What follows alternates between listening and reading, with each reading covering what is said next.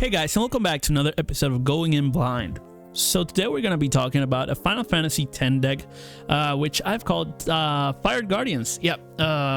It could also be Auron, Jacked, and Vraska, you know, the boys, typical stuff. Yep. We could say that, but the point is that they're Guardians, and yeah. I don't know what else to say about them per se. Like story wise, yeah, they were together, stuff like that. That's the flavor. But it's pretty much a fire deck, just for the sake of them being all the good fire cards. If there were any better ones, I'd put them there. I think the worst ones might be Tidus and Pain, and the Pain one really is very out there in terms of how would you call it? It's no flavor at all.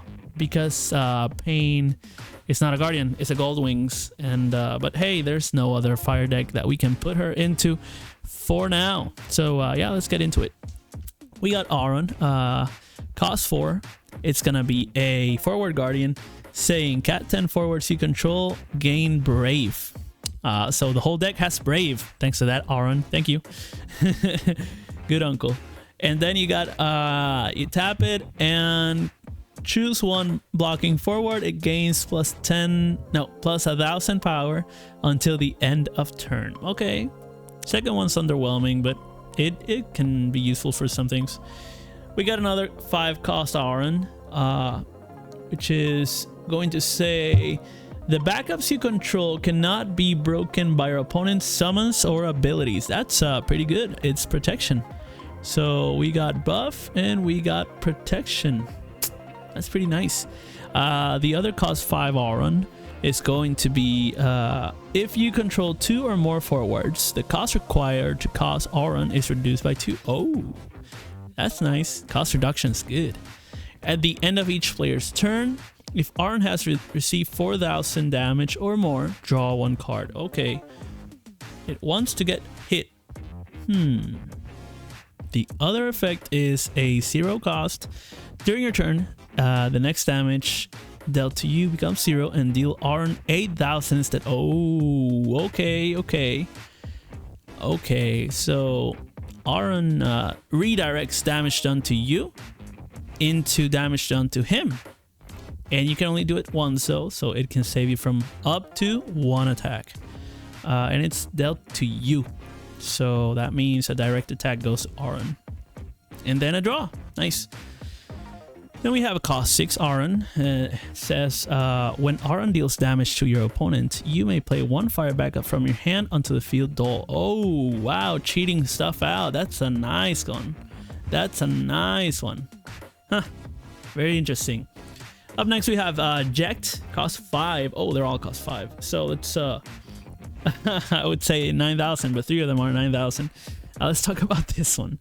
It says if you have received 4 points of damage or more, the cost for playing Jacked onto the field is reduced by 4. Okay, so it costs 1. Nice. When he enters the battlefield, if you have at least 2 points of damage more than your opponent's, Jacked deals 1 point of damage to your opponent. Nice. Very nice indeed. Then we have the Dissidia one. 3 of them are Dissidia. Okay, I really can't. 9,000 Dissidia full art. I mean, no, none of them are full art actually. They're regular bordered. Yeah, let's talk about this one. For each opponent, for each forward your opponent controls, Jack gains 1,000 power. Wow, that's really good. And then ultimate Jack shot says you can discard a Jack from your hand and pay a fire and 2 of any other CP and tap it to choose 1 forward and break it. Okay, so it's got buff and removal. That's pretty amazing. Not gonna lie, it's one or the other, but they're both good. Then we got this Jacked over here. Says EX Burst, like we could call this EX Jet, I guess. And it says when Jack enters the field, choose 1 forward an opponent controls, deal it 4,000 damage and 1,000 more for each Cat 10 you control. Character, not even forward. So wow, that's good removal right there. choose one. Yeah, good spot removal. Then we have the next 5-cost deck, the last one, all watery and stuff, and it says when Ject is put from the field into the break zone, you may search for one fire forward cost 7 or more and play it into the field. Wow, what is cost 7 or more in this deck? Nothing else than the Vraska's Final Aeon. Let's read that guy. It says when Vraska's Final Aeon attacks or is chosen by our opponent's summons or abilities, choose up to one forward the opponent controls, deal it 10,000 damage. Whoa, that's a lot of damage. This damage cannot be reduced. Great. Then it says discard Vraska's Final Aeon, choose one forward, deal it 10,000 damage. You can only use this ability if you control 2 or more job summoner forwards if Vraska's Final Aeon is in your hand. Do we have more than one summoner? We do not, because this is a summoner. Nothing else is. And we can't have more than one of the same card. I guess we can't do the second effect, but we can use the first one, which this Ject is going to make free. That's pretty amazing. Let's look at Bahamut now. Another summon. Actually, this is not a summon. If you have 3 or more fire summons in your break zone, Bahamut gains 2,000 power. And if you have 7 or more, Bahamut also gains when it attacks, deals 5,000 damage to all the forwards the opponent controls. We will never have more than 6 because we have 3 and 3. If we had another another Cat 10 summon, we would definitely have 9. Not consistently all 9, but we could use that effect. But we can't. Okay. Anyways, yeah, those are 3 Bahamuts, and then it says you can do the impulse, sacrifice, as in discard a Bahamut, and then pay 1 fire, deal 4,000 damage to all the forwards the opponent controls. That's pretty good. That's good damage. We have another sacrifice effect though, this time with a tap, so that means the previous one could be used multiple times. So you could actually discard 2 Bahamuts. Oh, this one is trying to fuel the one above. Interesting. So you discard a Bahamut, discard another Bahamut, discard another Bahamut. That's 12,000 damage. And if you need it more, then it also does the damage over there, 5,000 more. I don't think you will, but you could. But you can't. Okay. So yeah, the other sacrifice ability is discard another Bahamut and tap this one. Choose one forward, deal it 9,000 damage. Okay, so it's got board wipe removal and it's got spot removal. That's pretty amazing. Not gonna lie, it's the best non-summon summon in my opinion. By far. The other ones I've seen in other categories, they're iffy. They're iffy for sure. But yeah, let's keep going. We got cost 6 Bahamut summon, an actual Bahamut summon. Says before playing the cost to cast Bahamut, you can remove 10 fire card characters and or Cat 10 characters in your break zone from the game and reduce the cost required to cast this card by 5. Okay, so it can be a 6 cost or a 1 cost if you exile 10. Okay, I'm not sure what to think about that. I don't know if it's useful, like super useful, or if it's like maybe it's useful.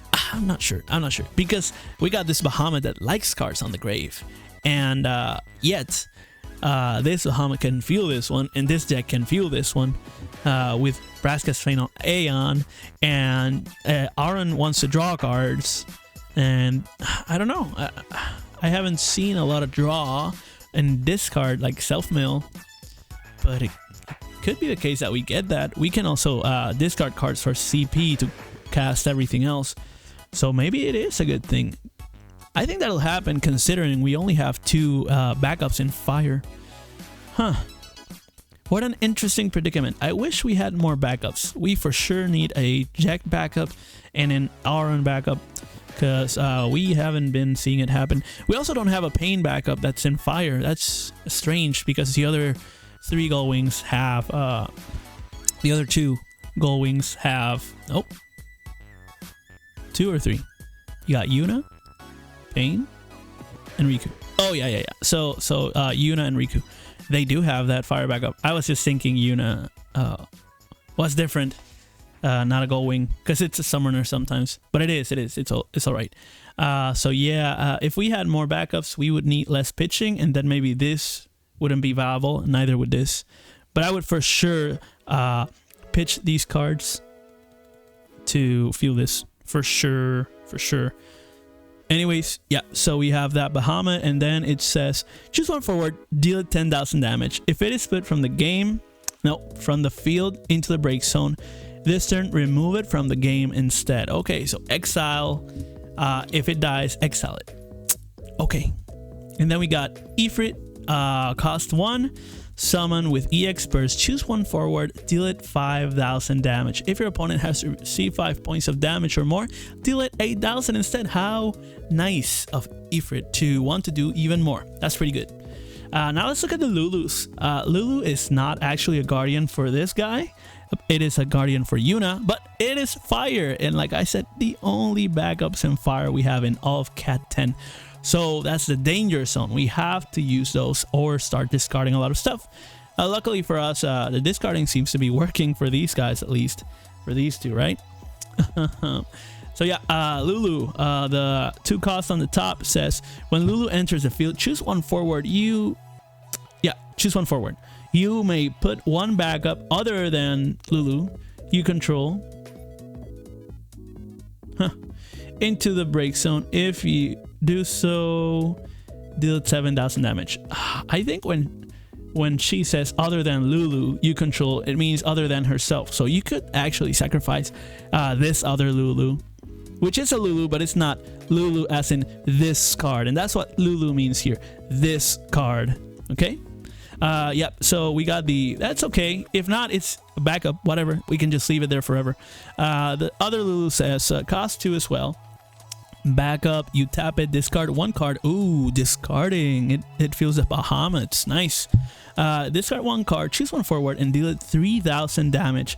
If it's a multi-element forward, deal it 5,000 damage instead. So, not gonna happen unless maybe Braska counts for the multi-element, because it doesn't have multi-element in the crystal cost, the CP, right? But it does have multi-element in the text. I don't know if identity is a thing in this game, but if it was commander, that's surely a multicolor card, even though it's not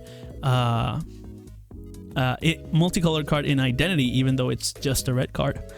But I don't know. Anyways, let's look at Braska. We haven't read it yet.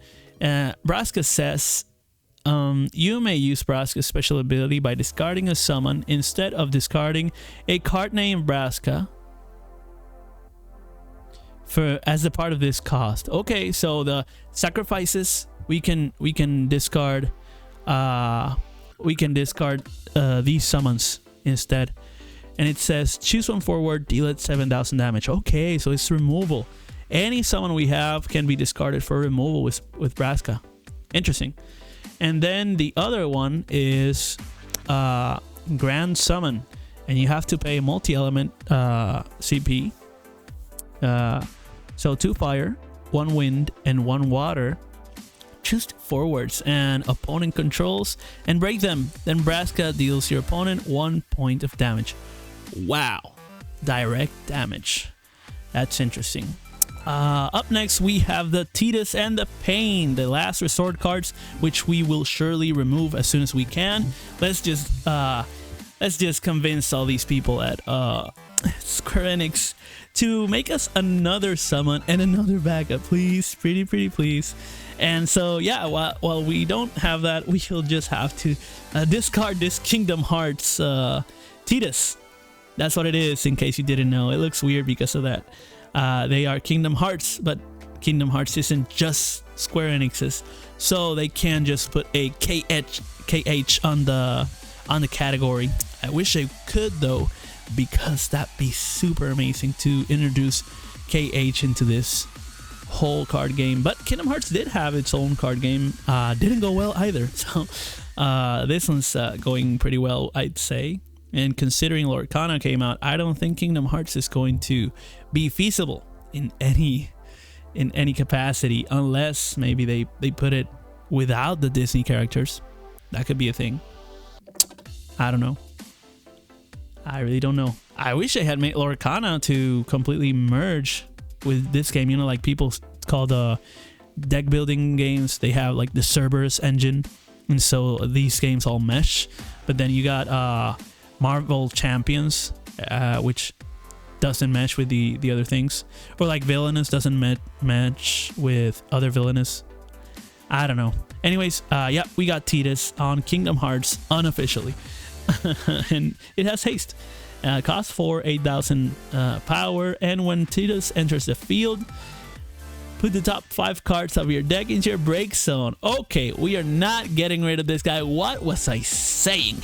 Okay, this Tidus is fueling this guy. I mean, oh my god, it's fueling them. And so when you do so, choose up to 1 forward. If all the cards put into break zone are fire element, yes, deal 8,000 damage. Amazing. That's just amazing. And yeah, I guess that's the best card in the deck right now. Aside from Jack pulling that Braska's Final Aeon and such. But yeah, we also have Pain, last but not least. Actually, it could be last but least, because it says EX Burst. Whenever Pain enters the field, choose 1 forward and deal 7,000 damage. But if it's a multi-element, it's 10,000 instead. So it's 6 cost, it's not getting reduced, and it doesn't merge with anything else. It'll just be damage. So since it's the card that actually costs the most, we can actually toss it and have it pay for the things that cost less. Yep, pretty much that's it.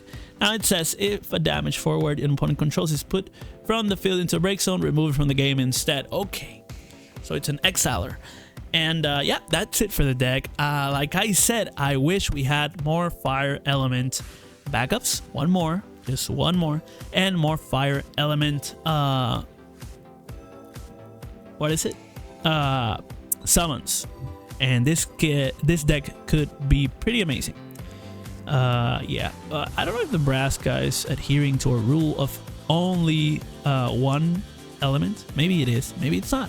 Identity isn't a thing in this game, apparently. Not yet, at least. But we are making it so. We're counting as if it does exist, it does count, and therefore we're gonna have fun with it that way. But yeah, let me know what you guys think. Which of your Jacks is the favorite? We all know Jack's the best dad. We all know it. That's such a healthy relationship with Tidus, right?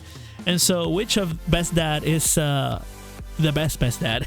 Let me know in the comments, as well as like, share, subscribe, and follow for more. Peace out.